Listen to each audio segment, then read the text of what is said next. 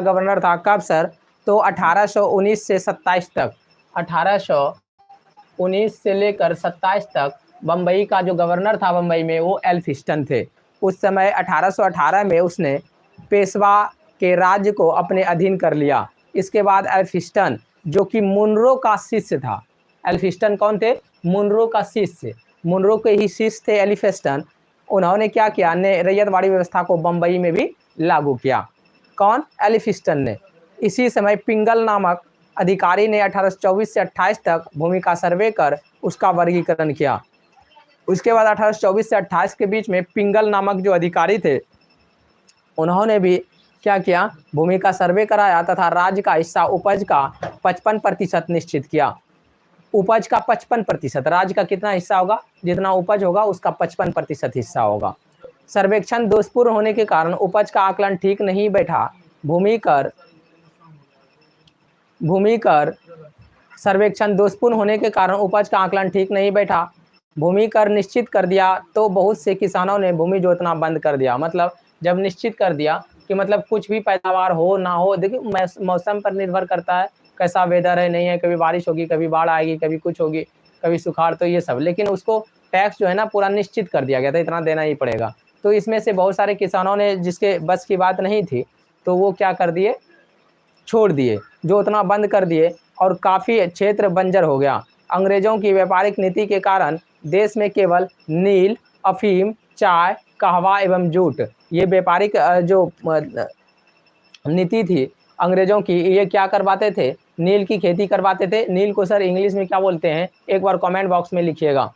अफीम, चाय, कहवा एवं जूट जैसी व्यावसायिक फसलें ही उगाई जाने लगी। खाद्य फसलों का उत्पादन कम क्षेत्र में होने लगा।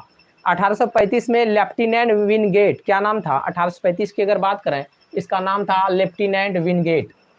क्या नाम था? 1835 में, 1835 में क्या नाम था? लेफ्टिनेंट विनीगेट। हो सकता है इसमें कुछ त्रुटि हो, लेकिन इसको आप ठीक कर लीजिएगा, एक नाम है बस।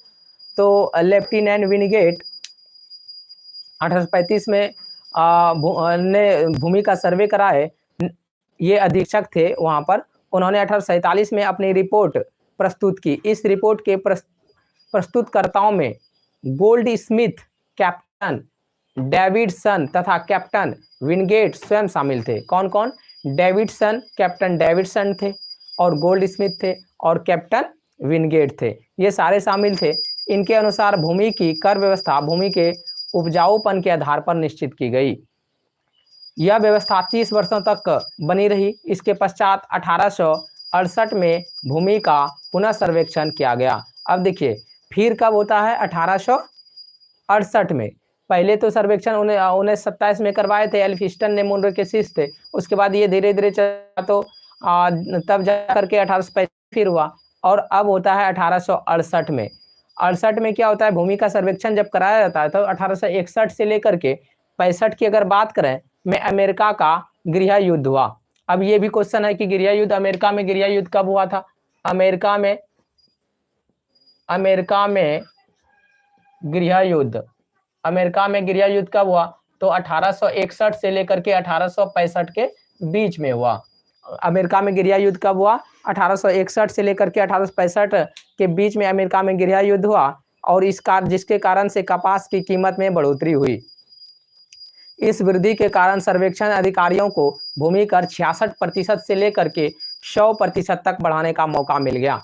कितना? 66% से लेकर के 100% तक भूमि कर बढ़ाने का मौका मिल गया, और कृषकों को इसके विरोध में न्यायालय जाने की अनुमति नहीं थी।